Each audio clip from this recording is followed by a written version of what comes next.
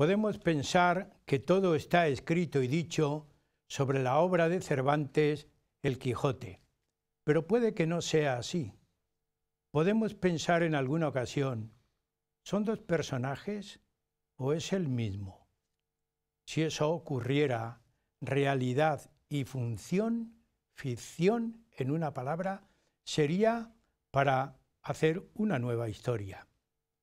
El programa Huellas de nuestro tiempo presenta hoy un título muy atractivo. Cuando hablamos de las musas, yo me pierdo en el mundo griego, porque las musas fueron un mito, no solamente en Grecia, también en nuestra cultura. Pues la obra de hoy va a ir con ese título, El regocijo de las musas. Para ello, el programa va a contar con un autor y un libro, titulado así, El regocijo de las musas, del lugar de la Mancha al origen del Quijote y a la cuna de Cervantes.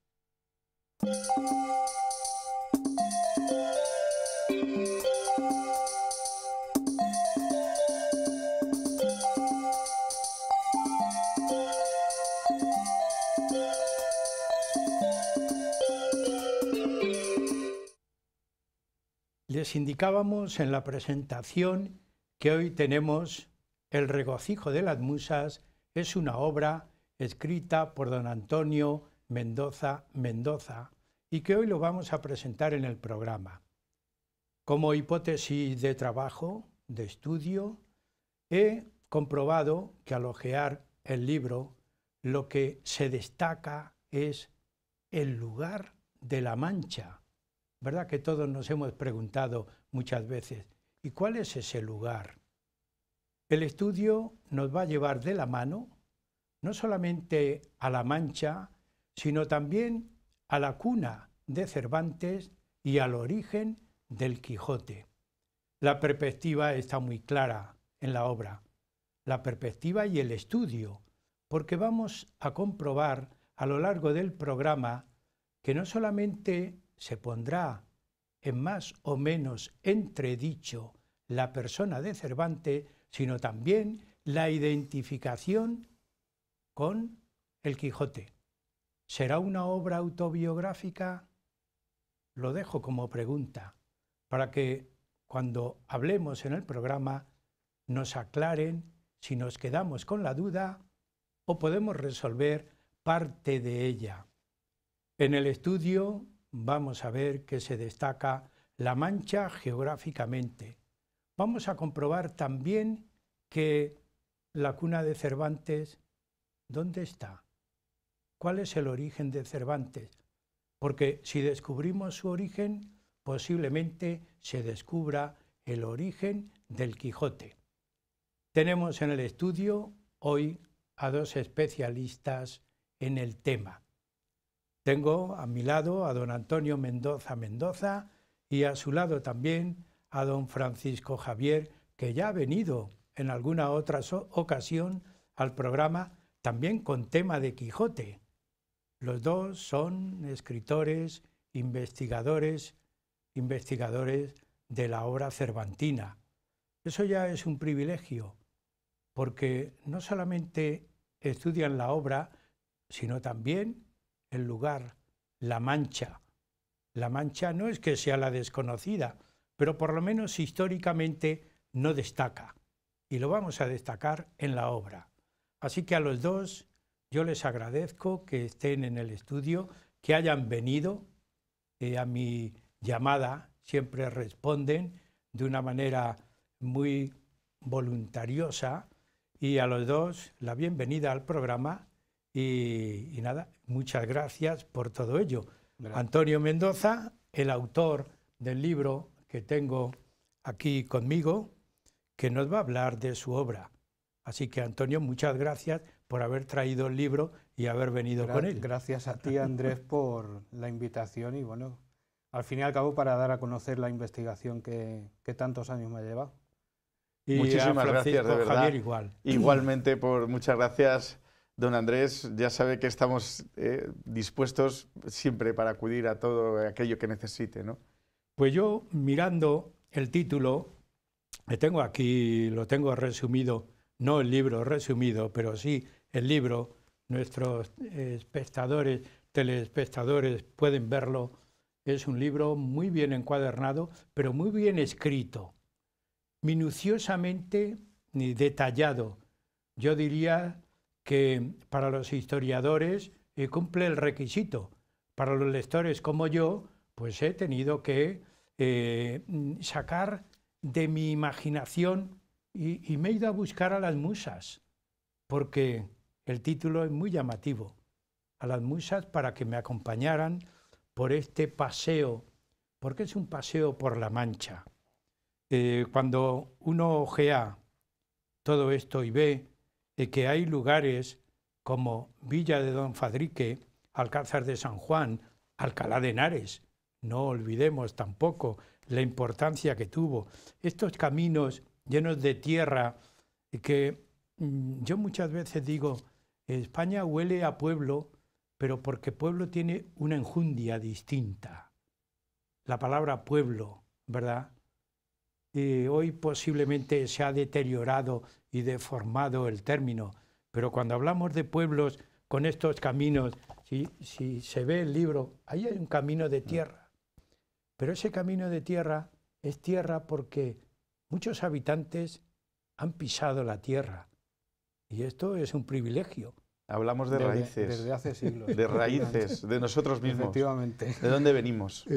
Bueno, pues con esta idea yo tengo que preguntar especialmente al autor, yo dejo ahí el libro, al autor le tengo que preguntar, a mí me ha llamado mucho la atención el título, sobre todo cuando se habla de un poeta, parece que se pide el título, pero dándole vueltas a tu trabajo y a tu estudio, Antonio, ¿por qué llegaste a pensar que las musas, las 9 musas griegas, estaban en esta actitud de regocijo? Pues en realidad yo no lo llegué a pensar, lo pensó el propio Cervantes. Él se autodefine a sí mismo en el prólogo del Persiles, del que estamos celebrando ahora el centenario de la publicación.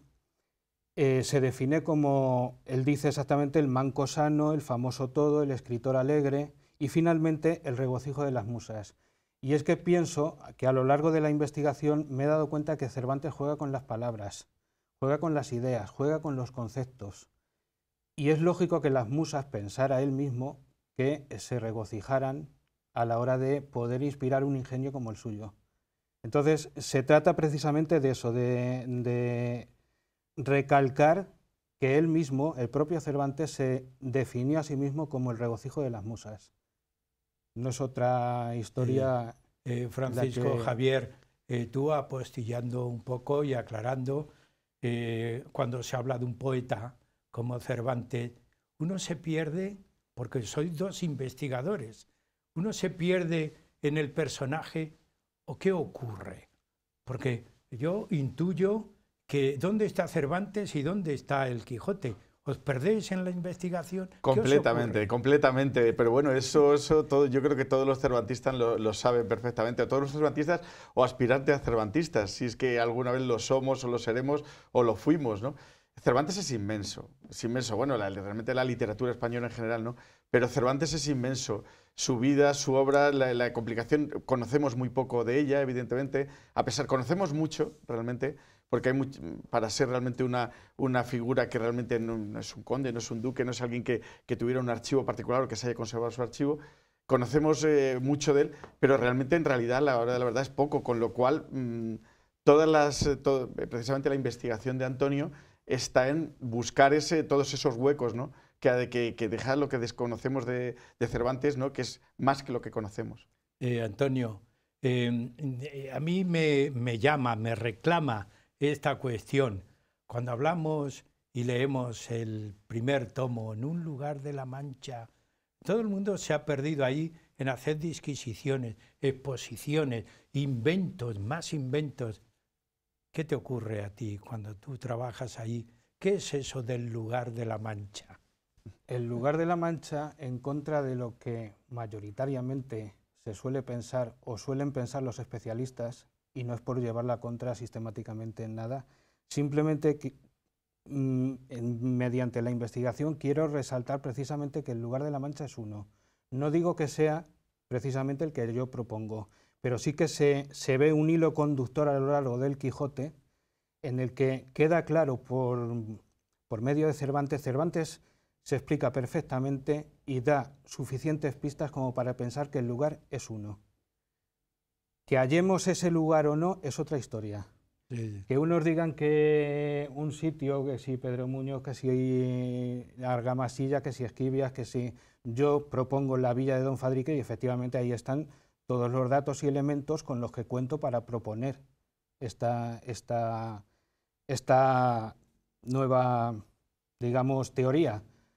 Pero yo creo que de la lectura del Quijote se concluye que el lugar es uno.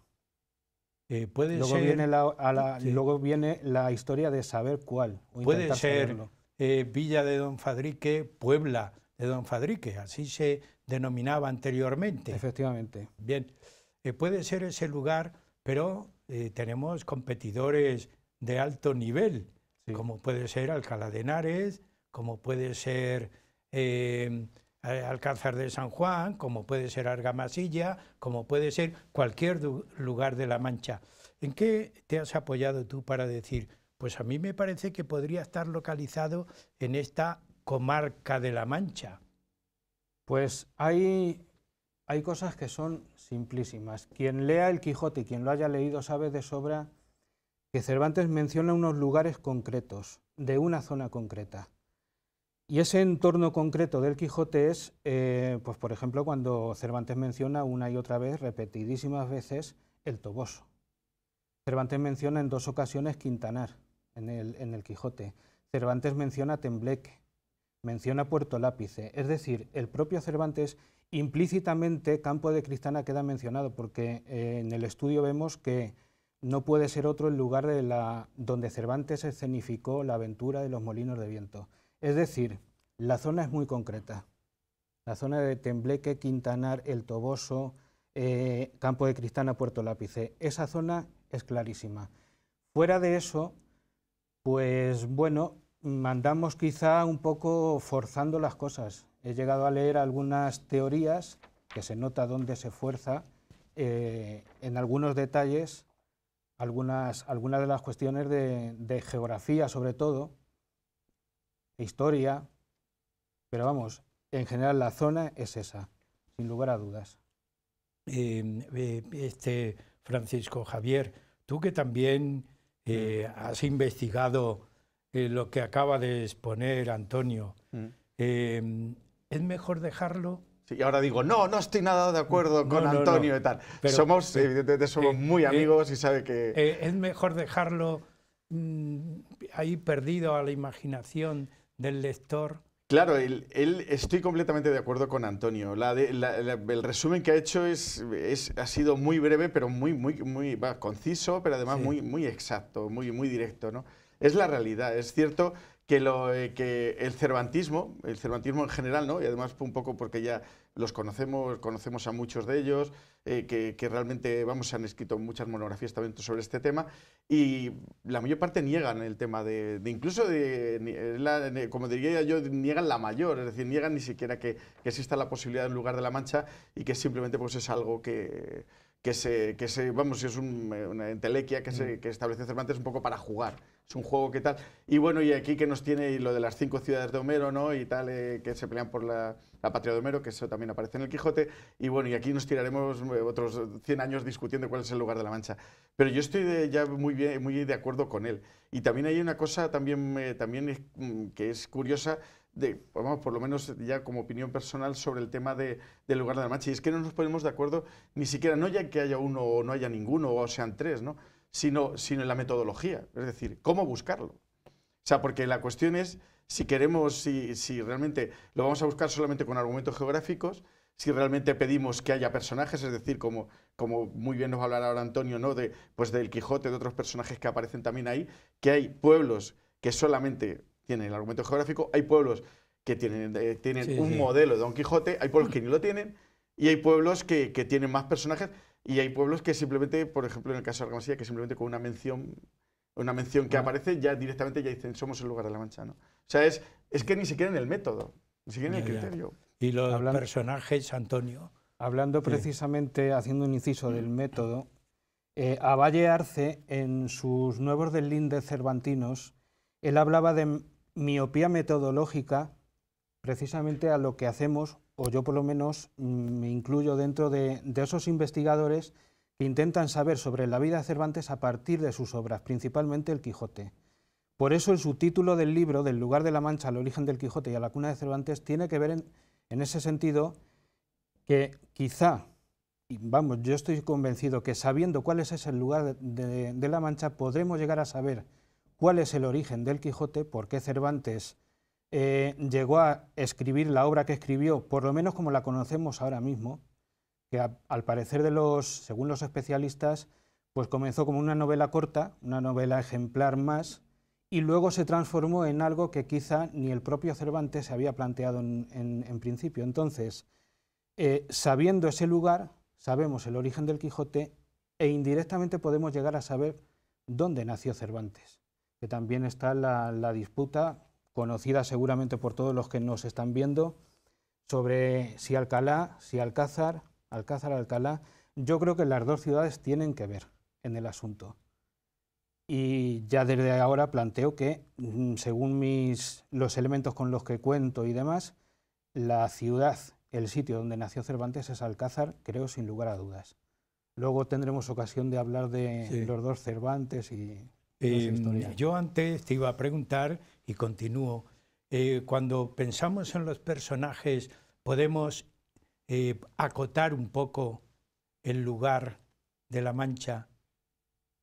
Pensando en los personajes. Sí, si pensamos solo en los personajes, yo al principio hay un momento en el que, porque claro, investigas, lógicamente lees y consultas lo que otros han dicho antes sobre el mismo tema y te das cuenta de que efectivamente de los personajes hay, como digamos, hay ciertos lugares que aportan la mayor parte de los personajes a la obra de Cervantes, no solo al Quijote.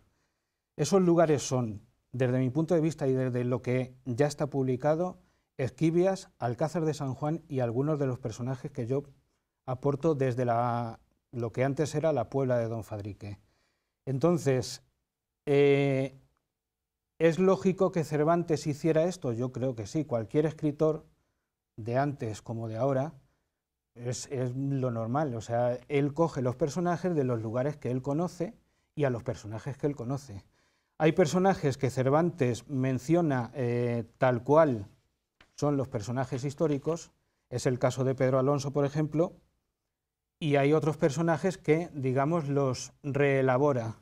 Entran en juego las musas y de un nombre histórico saca un nombre literario. Luego imagino que tendremos ocasión de hablar de alguno de ellos.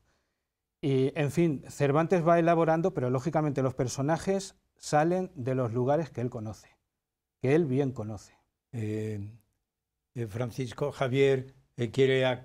No, yo estoy completamente de acuerdo con él. Y es verdad que además lo estábamos hablando fuera, ¿no?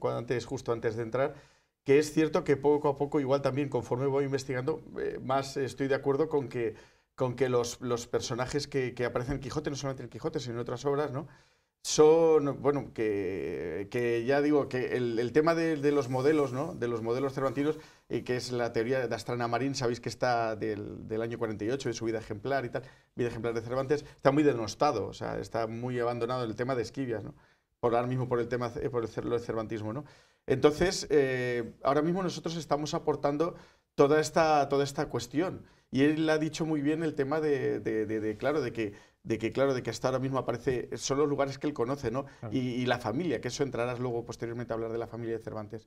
Y claro, pero luego yo te añadiría, que eso ya lo hemos hablado también en nuestro programa, el tema también de que por lo menos precisamente como he dicho anteriormente, de que es el Toboso y Quintanar el núcleo, ¿no? Y el núcleo, para mí personalmente, son los que aparecen precisamente porque la mayor parte de los personajes son de esas dos poblaciones, aunque Pedro Alonso, como él dice, tiene, o sea, Tiene razón, tiene razón. ¿Qué personajes, porque no vamos a hablar de todos, pero qué personajes pueden ser identificados como más centrados en el pensamiento del escritor? Brevemente, porque claro, no hay brevemente, para más. Brevemente, está claro que si hablamos del Quijote, pues cómo no, Don Quijote y Sancho Panza. Pero claro, Don Quijote y Sancho Panza son, o Don Quijote solamente, es un loco de la Mancha, de un pueblo de la Mancha de esa época, o Don Quijote responde, digamos, al anhelo del propio Cervantes de establecer un diálogo de su alma consigo misma. Quiero decir, cuando Don Quijote ve la realidad y la transforma en un ideal, quizás es que Cervantes esté buscando precisamente ese ideal, de lo que la realidad debería haber sido. Y sin embargo ahí está Sancho para ponerle los pies en la tierra a Don Quijote y decirle, Don Quijote, señor mío, la realidad es esta, no lo que usted ve, la realidad es esta. Entonces, en ese sentido, yo creo que no se trata de ningún loco, el Rodrigo Pacheco de Argamasilla, que siempre se ha esgrimido, el Alonso Quijada de Esquivias, un Alonso de Ayllón de Alcázar, que los pudo conocer Cervantes, sí, y le pudo servir de excusa para, digamos, sí, por lo buscar menos el nombre. De medio modelo, ¿no? Exactamente, pero solo de manera nominal, digamos. Pero en el fondo yo creo que efectivamente el Quijote tiene más de autobiográfico de lo que se suele pensar. Pienso. Sí, es decir, una autobiografía de Cervantes a mí me atrae, el título y el contenido. Yo casi me quedaría con esa idea después de pensar en Cervantes y en el Quijote. ¿Estamos de acuerdo en la idea? Es que es cierto que sí que han planteado lo que ha planteado Antonio. Y muchos de nuestros oyentes ya lo sabrán que ya sí que se ha planteado anteriormente también que Don Quijote sea un alter ego, ¿no? Don Quijote como personaje sea un alter ego de Cervantes en donde él vuelca, ¿no?, sus frustraciones de no poder haber ido a América. Pero lo que he dicho, no solo Don Quijote, sino Don Quijote y Sancho. Y los dos. Exactamente, los dos. las dos mitades del alma de Cervantes, en continuo diálogo. Luego me imagino que tendremos tiempo de ver los momentos, en mi opinión y según mi teoría, claves para entender precisamente este diálogo entre Don Quijote y Sancho. Ese diálogo del alma de Cervantes consigo mismo, el mismo Cervantes consigo mismo, pensando esto es lo que debería haber sido, pero resulta que es esto otro, que es lo que no me gusta. Ya. No sé si... Es decir, animamos al posible lector a que busque en los capítulos ese tipo de cuestiones. Claro. Es decir, lo que era la realidad, lo que él pensaba y luego lo que escribía. ¿Un poco el camino podría ir por ahí? Yo creo que sí, él reflexionaba sobre su vida y luego no hacía más que pasar por el tamiz de la creatividad a lo novelado y novelar su vida.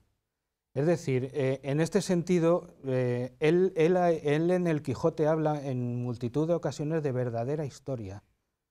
Verdadera historia. Vamos a ver, si esto es una novela, esto no tiene más pinta de ficción. Vamos a hacerle caso a Cervantes. A lo mejor es que es una verdadera historia. Y es la historia de su vida, pero de manera novelada, lógicamente.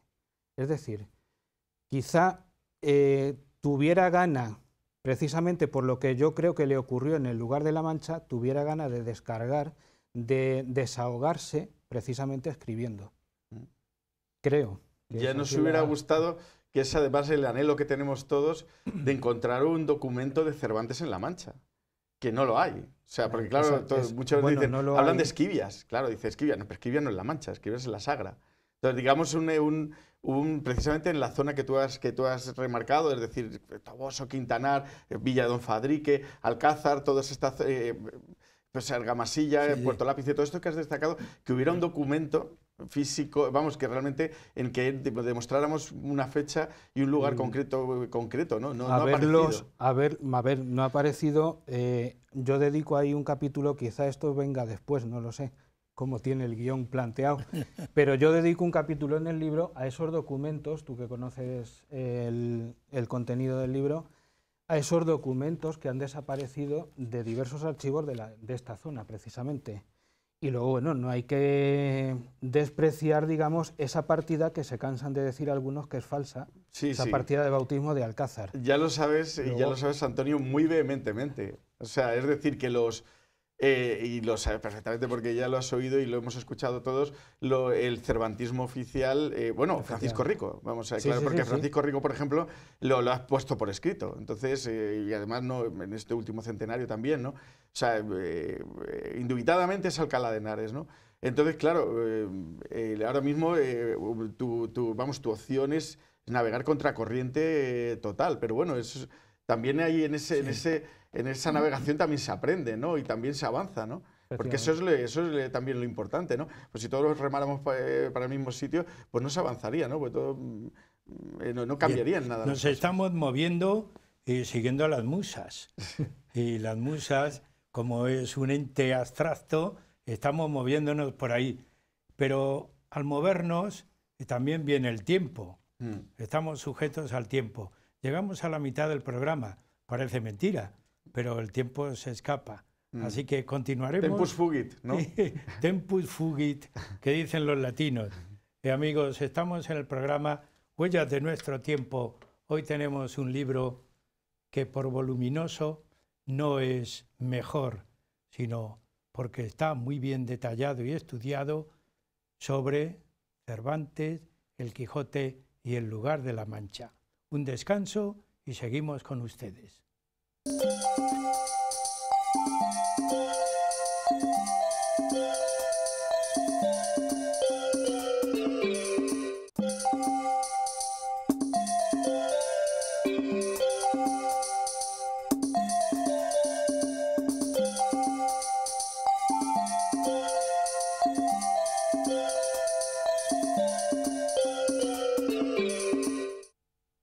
De nuevo con ustedes en el programa Huellas de nuestro tiempo.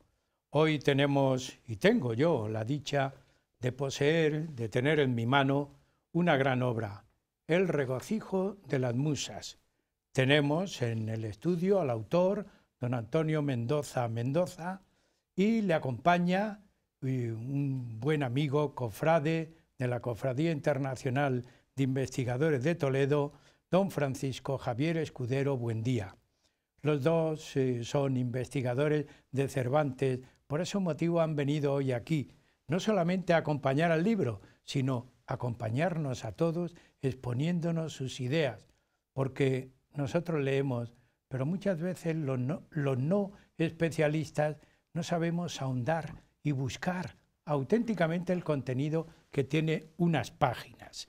Y eso es lo que a mí me ha pasado cuando he hojeado el libro y he visto una gran cantidad de datos de personajes, Antonio, personajes, por supuesto, que tú has tenido que buscar en los documentos, los archivos de los pueblos.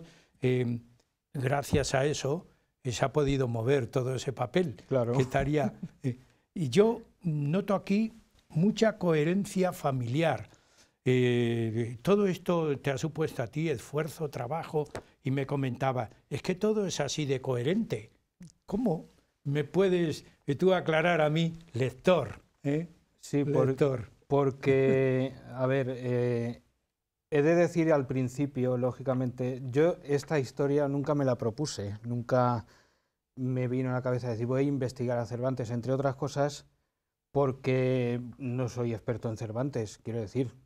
Leo con mucho gusto a Cervantes, pero bueno, de ahí a hacer un estudio. Lo que pasa que cuando tú ves que un pasaje literario de la obra de Cervantes coincide con un entorno geográfico concreto del término municipal, entonces de la Puebla de Almoradiel y la Puebla de Don Fadrique, dices, bueno, empiezas a plantearte la cuestión de que es pura coincidencia o hay algo más. Entonces va pasando el tiempo y dices, bueno, ¿por qué no voy a, digamos, a comprobar si hay más pasajes, en el sentido geográfico, que coinciden con lo que Cervantes más parajes en el término que coinciden con lo que Cervantes nos plantea en el Quijote? Y resulta que sí que hay más. Con lo cual ya la coincidencia no es una, ya van siendo unas cuantas. Te planteas luego el hecho, una vez que tienes la geografía más o menos clara, te planteas el hecho de investigar en archivos, lógicamente, y te encuentras con personajes cuyos nombres coinciden con personajes literarios Sí, sí. del propio Cervantes. Y te encuentras con hechos novelados por Cervantes y hechos históricos que ocurrieron en su momento en la Puebla de Don Fadrique. Estoy recordando ahora mismo el final de la primera parte del Quijote, cuando habla de aquellos manuscritos, aquellos pergaminos que se encontraron en una caja de plomo, y que la caja de plomo estaba en los cimientos derribados de una antigua ermita que se renovaba. Renovar en el sentido de cuando tenemos un edificio y lo renovamos, quiere decir que lo derribamos y lo construimos en otro lugar. Eso es lo que nos intenta lanzar Cervantes con ese pasaje. Pues bien, cuando Cervantes escribe esto, más o menos en la misma época, en 1604 los visitadores de la Orden de Santiago llegan a la Puebla de Don Fadrique y ordenan derribar la antigua ermita de San Sebastián y construirla en otro lugar. Con lo cual te planteas la cuestión de decir, bueno, vamos a ver, Cervantes conocía este hecho, conocía también el resto de pasajes, el resto de lugares, el resto de personajes, la historia misma de Don Fadrique. Don Fadrique, que murió en Sevilla, en los Reales Alcázares de Sevilla. Cervantes pone en parangón la historia de Don Fadrique, o el asesinato más bien de Don Fadrique, con el asesinato de su medio hermano Pedro el Cruel. Pedro el Cruel murió en Montiel, o fue asesinado en Montiel, en el Castillo de la Estrella. ¿Tendrá esto que ver con el hecho de que Cervantes dijera que vio no lejos del camino por donde iba una venta que fue como si viera una estrella? Después esa venta Don Quijote la convierte en castillo. El Castillo de la Estrella nos recuerda a Montiel, al hecho de que en 1369 allí mataron a Pedro I. Pedro I era enemigo de Don Fadrique. Cervantes, no solo por esto que voy a decir, sino por otros muchos elementos que se encuentran en el libro. Cervantes tuvo un enemigo llamado Pedro, y ahí entramos ya digamos en lo que es el núcleo fundamental de la historia. Hay un personaje aquí, es Pedro Alonso, Sí. que lo habéis citado anteriormente. Sí. ¿Quién fue este personaje para ser...? Pedro Alonso, además es que es curioso porque en eso es una convergencia evolutiva, podríamos decir, que tenemos entre Antonio y yo, porque es verdad que Pedro Alonso, yo estoy también de acuerdo que uno de los Pedros Alonsos que había en La Mancha en aquella época, el más adecuado, o que pudo conocer de hecho Cervantes, es precisamente el de Villa de Don Fadrique, ¿no? Porque además es que Pedro Alonso, los Alonso de Fadrique eran los que tenían el molino viejo del Cigüela. Entonces eran los arrendadores, aunque eran de los Acuña, pero eran los arrendadores. Entonces es muy probable. Entonces es curioso que eso, pero claro, el problema es que ahí tenemos que volver otra vez a la realidad, ¿no? A la realidad cervantina y a la realidad de lo que pueden pensar los demás escuchándonos. Y es que, claro, resulta que de pronto en prácticamente todos los pueblos de la época había un Pedro Alonso. Entonces, ¿cuál es? Si había, Argamasía de Alba tiene un Pedro Alonso, como acabas de decir también en Alcázar también hay otro, prácticamente en el Toboso hay otro. Estamos hablando de personajes reales. Sí, personas reales que vivieron por ejemplo, el Pedro Alonso del Toboso era el procurador del Toboso, es decir, para que nos entendamos un poco, procurador de los tribunales, como decimos hoy día, ¿no? Sí. Es decir, para que nos entendamos un nombre de abogado de leyes, ¿no?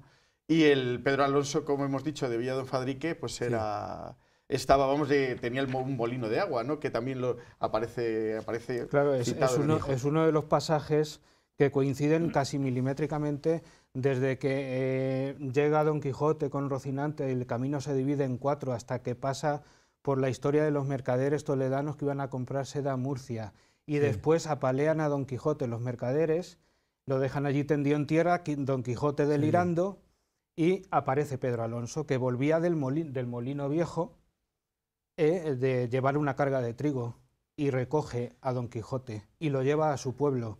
Al respecto, debo decir que, digamos, es muy gráfico, es muy expresivo la narración de Cervantes en ese sentido, porque te da la impresión de que lo que hace Pedro Alonso es recoger los trastos que había por allí por el suelo, como si fueran trastos, Don Quijote, Sí. Rocinante, la lanza, la adarga, todo por allí repartido, lo guarda, lo recoge sí. y lo guarda en su pueblo. Y es curioso que uno de los guardias personales de don Fadrique se llamó Pero Alfonso. Entonces, te vuelves a plantear la cuestión. Pero Alfonso es lo mismo que Pedro Sí. Alonso. Estáis Entonces, hablando de pasajes importantes y también de caminos. sí, De claro. caminos. En la época de Felipe II, España está llena de caminos. Todos los caminos son reales. Sí, claro. Son reales. ¿Qué tiene eso que ver?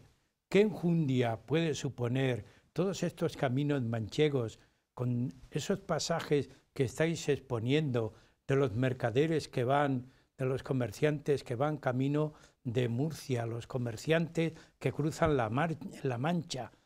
¿Esto cómo utilizó Cervantes toda esa, diríamos, ese cúmulo de mapas, de carreteras, de caminos? Más que, bueno, más que de mapas, de un conocimiento directo.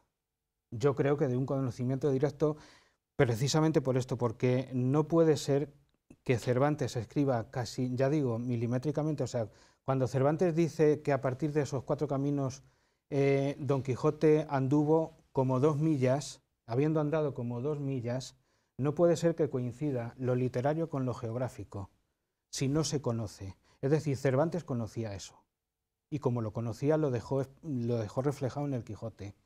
Entonces, la cuestión es, Cervantes conocía demasiado bien La Mancha como para no pensar que era manchego o tenía relación con La Mancha, Sí. de tipo familiar o de lo que fuera. Tenía mucha relación con la Mancha, claro.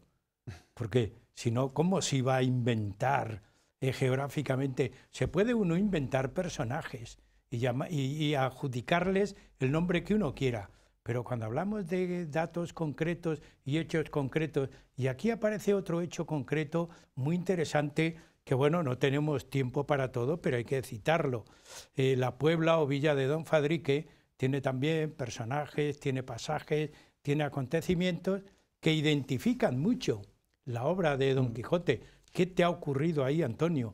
Aunque tú seas de la Villa de Don Fadrique. Claro, algunas veces pienso que a lo mejor no debería ser, porque claro, la gente dice, bueno, es que arrimas el asco a tu sardina. ¿Qué te ha ocurrido ahí? La cuestión es... Tiene que ser muy breve porque sí. todavía tengo muchas cuestiones que plantearos. Encuentro personajes, pues por ejemplo, los álamos que Cervantes cita en un momento concreto en la segunda parte del Quijote. Pues hay personajes, esos álamos, de apellido del Álamo, y unos Garcías emparentados con ellos en la Puebla de Don Fadrique en la época de Cervantes. ¿Qué tienen que ver estos Álamos y Garcías con el asunto de Don Quijote? Para ser breves, son familia de Pedro Cortés. ¿Quién es Pedro Cortés? Pedro Cortés es, para decir rápidamente, a grandes rasgos, el origen que yo creo donde está el origen del Quijote que conocemos, del libro que conocemos ahora. Pedro Cortés debió ser el amante de la mujer de Cervantes. ¿Cómo no iba a estar Cervantes, digamos, sofocado, enfadado con ese pueblo donde, parece ser, todo indica eso, su mujer le pudo ser infiel? Entonces, volvemos a lo mismo. Un Pedro... que nos recuerda a Pedro I, al rey Pedro I, enemigo de Don Fadrique, Pedro Cortés, enemigo de Cervantes. ¿Por qué Dulcinea es del Toboso? ¿Qué pueblos, o sea, sí, efectivamente, qué pueblo está entre Miguel Esteban, digamos, geografía real, que Cervantes hace simbólica, y Pedro Muñoz? Miguel Esteban como símbolo de él mismo, de Miguel de Cervantes, Pedro Muñoz símbolo de Pedro Cortés. En medio, ¿qué pueblo está? El Toboso. ¿De dónde había de ser Dulcinea? Del Toboso. Porque Dulcinea, si hemos dicho que Don Quijote y Sancho son la representación o el trasunto del propio Cervantes, Dulcinea, el ama, la mujer de Sancho, son las distintas facetas de la propia mujer de Cervantes. Hay dos cuestiones que en esta segunda parte yo quiero destacar y además son fundamentales. Por un lado, la cuna de Cervantes, lo voy a dejar, si queréis, no aparcado, sino ahí a la espera, porque me interesa que se pueda concretar dentro de lo que nos permite el tiempo. Hay muchos personajes familiares, yo he leído hasta 3 capítulos en el libro, y todo esto hay que resumirlo Sí. y condensarlo todo lo que podamos. Empecemos por esa cuestión para terminar con la cuna de Cervantes. Pues Esos familiares, porque hay una trama aquí, vuelvo a repetir, 3 capítulos en el libro. Sí, sí, sí. Resumidamente, históricamente está documentada una María de Cervantes en la villa de Don Fadrique, en la Puebla de Don Fadrique entonces, que por otras cuestiones que ahora no podemos evidentemente mencionar, yo vengo a concluir que es la literaria Antonia Quijana, es decir, la sobrina de Don Quijote. ¿A qué nos lleva este personaje María de Cervantes? Pues, por ejemplo, María de Cervantes vemos que aparece de madrina de bautismo en la Puebla de Don Fadrique de los hijos de un Bernardo de Perea, por ejemplo. ¿Qué tiene que ver este Bernardo de Perea con Alcázar? Pues que en el bautismo del hermano de Cervantes, de Tomás, aparece una Ana de Perea. ¿Podrían tener que ver unos con otros? Probablemente sí. Aparece también María de Cervantes como madrina de los hijos de una Isabel de Almendros. Y nos volvemos otra vez a las partidas de bautismo de Cervantes y de sus hermanos en Alcázar. El que acompañó a Melchor de Ortega, el padrino de Cervantes, del propio escritor, en 1558, se llamó Francisco Almendros. Esa Isabel que luego aparece en la Puebla de Don Fadrique, ¿tenía que ver con este Francisco de Almendros? Probablemente sí. Aparece María de Cervantes amadrinando, por ejemplo, a un hijo de Alonso de Arévalo. ¿A qué nos recuerda este Alonso de Arévalo? Nos recuerda a la madre del cardenal Espinosa, doña María de Arévalo. El cardenal Espinosa ya sabemos que fue protector de Cervantes cuando estudiaba en el estudio de gramática de López de Hoyos en Madrid, y nos recuerda a ese arriero rico de Arévalo que Cervantes menciona en el Quijote y del cual dice que hay gente que dice o que quieren decir que era algo pariente suyo. Es decir, que aparezca un Alonso de Arévalo por la Puebla de Don Fadrique, bautice a su hijo, no vuelva a aparecer y que la madrina sea María de Cervantes, a mí me parece demasiado indicativo en ese sentido. El hecho mismo que hemos hablado antes de la ermita, que se renovaba aquella ermita, y dice Sí, Cervantes que la caja de plomo la tenía en su poder un antiguo médico. Bien, habiendo un médico perfectamente documentado en la primera década del siglo XVII en la Puebla de Don Fadrique, un Ginés Tomás, resulta que hay unos años, en el centro de la década, los años centrales, que ese Ginés Tomás no aparece, aparece otro. Aparece un licenciado Jiménez López médico. Este Jiménez López médico nos recuerda de nuevo a padrinos en este caso, de Leonor, la hermana de Cervantes, en Alcázar, un doctor Jiménez, que podría ser el mismo, pues podría ser el mismo porque Cervantes nos dice que era un antiguo médico. Leonor fue bautizada en Alcázar en 1566. Desde 1566 a 1604, en una misma profesión, yo creo que son años suficientes como para considerar al individuo antiguo en la profesión. Muchos datos y muchos detalles que enlazan, yo vuelvo a repetir, tengo los 3 capítulos y aquí aparecen lugares, nombres que yo pienso que están muy bien tratados, excesivamente tratados, minuciosamente tratados. ¿No lo ves tú así? Claro, no, si es que además yo creo que ha incidido claramente, no en toda porque claro, todos estos datos que él los conoce él exclusivamente, ¿no?, de la investigación que ha hecho en los archivos parroquiales de Villa de Don Fadrique, pero todo lo que ha dicho antes de los Álamos es que ha ido, yo creo que los 2 personajes que ha ido directamente, tanto Pedro Alonso como Francisco del Álamo, que fue alcalde de Villa de Don Fadrique, y escribano del Toboso. Entonces, ahí ha dado precisamente lo que estamos completamente de acuerdo. Y sin embargo, porque ya lo comentamos en el programa la otra vez, yo sigo, y como él mismo yo creo que incluso también lo ha dicho antes, es decir, yo pienso que es el Toboso, el centro, ¿no? Digamos que es el Toboso de donde pivotan todos estos personajes, como te acabo de decir, que Francisco el Álamo también también residía gran parte del año también en el Toboso. Y luego, digamos que todos esos personajes pivotan, y por eso aparecen muchos personajes en todas las poblaciones alrededor. Aparecen en Alcázar, aparecen en Villa de Fábrica, aparecen en Puebla, aparecen en Miguel Esteban, aparecen y tal, pero el centro, el pivote es el Toboso. Pero yo, después de ojear de lo que se puede leer, me doy cuenta que por primera vez aparece Villa de Don Fadrique o Puebla de Don Fadrique en estos estudios. Anteriormente hay estudios que citan el pueblo como tal. Nada. Referente a Cervantes, no. En referencia a Cervantes, en este sentido, es verdad que es lo primero. Hombre, hubo alguien que siento no recordar, porque yo era pequeño, sí, pero sí que recuerdo que hubo alguien que dijo en alguna ocasión que si de verdad existía el lugar de la Mancha solo podían ser 4 pueblos. Y recuerdo que mencionó la Puebla de Almoradiel, Miguel Esteban, Quero y la Villa de Don Fadrique. Es lo único que yo había oído hasta entonces. Aquello, pues, sinceramente aquello pasó y no... Es decir, estudio como tal cervantino referente a la Villa de Don Fadrique, este es el primero. Eso está claro. Me estoy acordando ahora del asunto de, porque como estamos hablando de geografía y de pueblos y demás, ¿por qué Sancho fue a segar a Tembleque? No he dicho antes que Pedro Cortés, el supuesto amante de la mujer de Cervantes, era de Tembleque.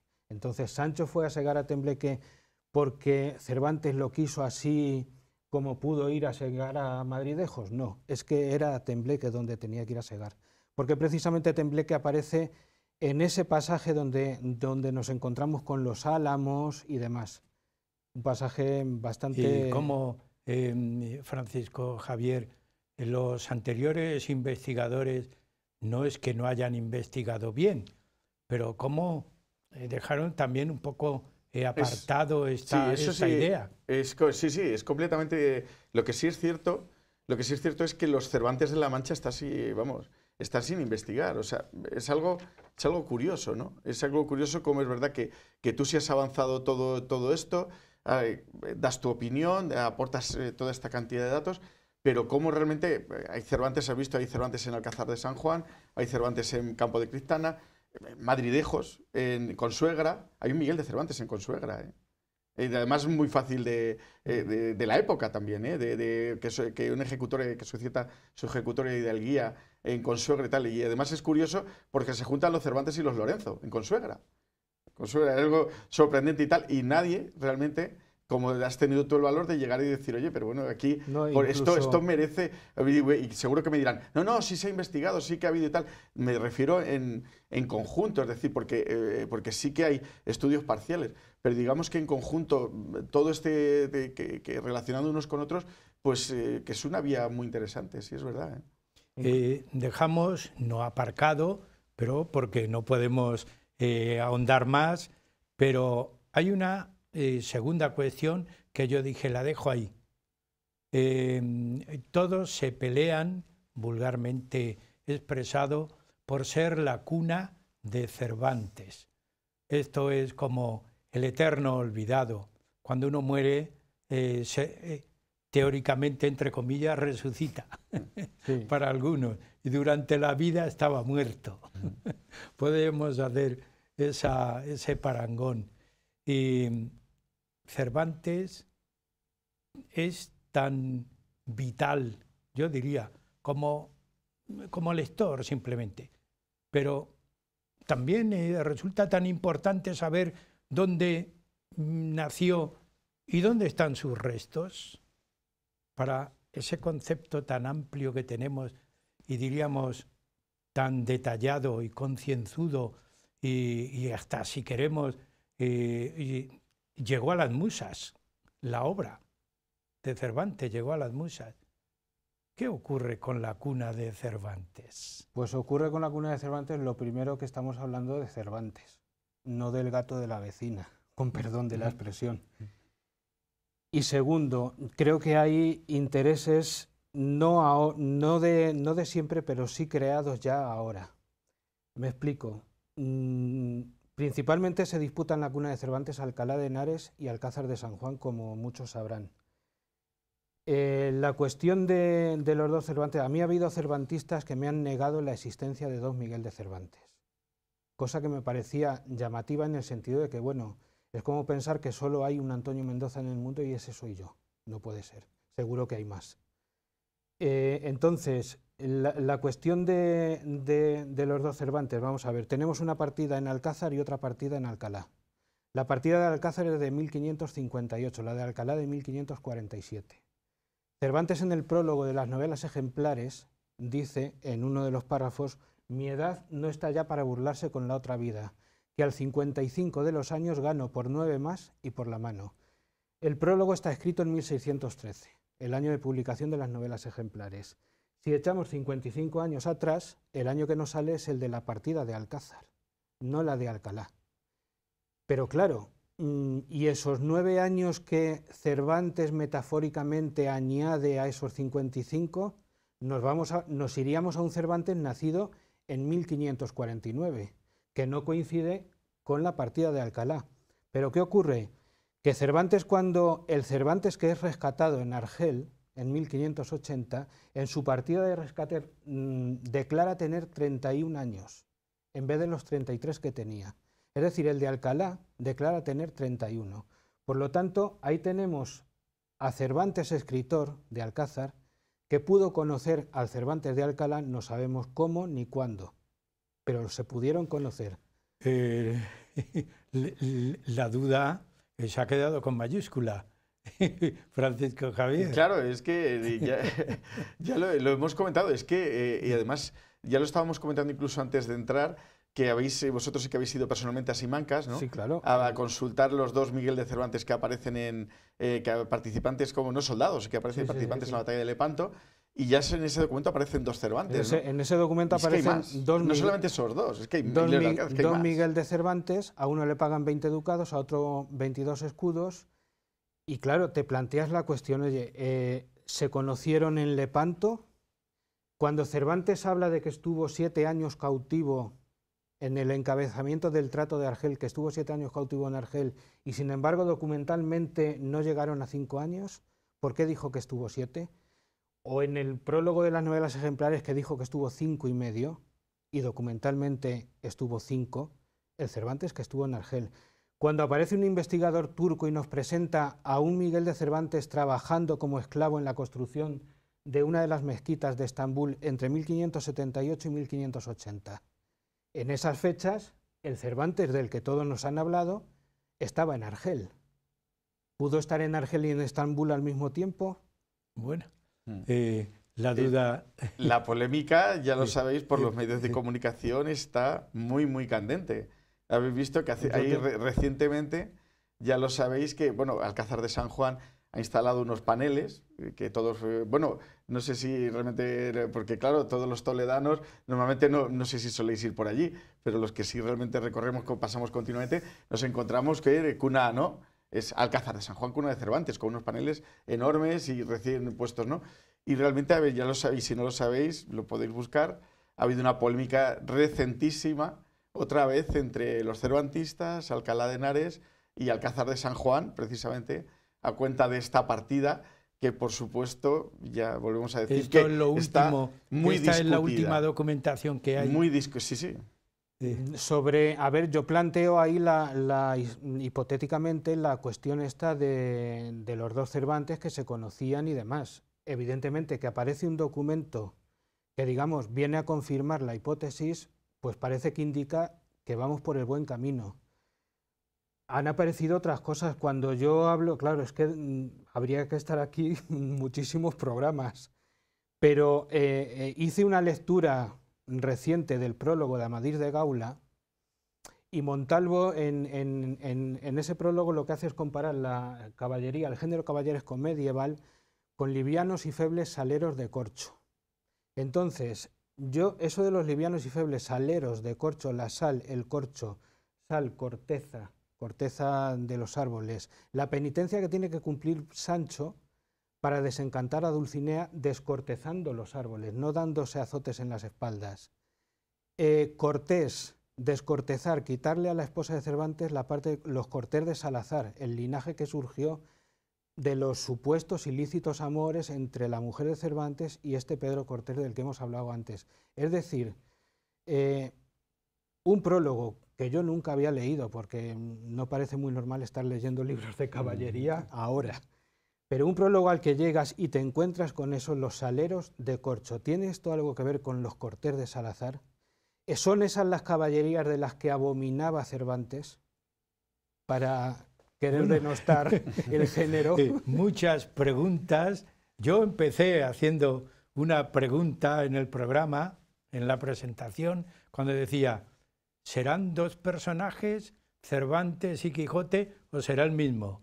Pues con esa duda tenemos que terminar el programa, no para que nos continuemos con la duda, sino para que animemos a los investigadores a superar esas dudas, buscando documentos, escribiendo, en definitiva aclarando dentro de lo posible toda esta maraña de pensamientos, de datos, de familias, que son muchas las que habéis expuesto, y animar a los espectadores, telespectadores, que el que quiera leer datos, aunque sean muy pensados, pero documentados, ya pues tienen, y tengo yo, la dicha de poseer el libro El regocijo de las musas, y tiene un subtítulo importante, Del lugar de la Mancha al origen del Quijote y a la cuna de Cervantes, de don Antonio Mendoza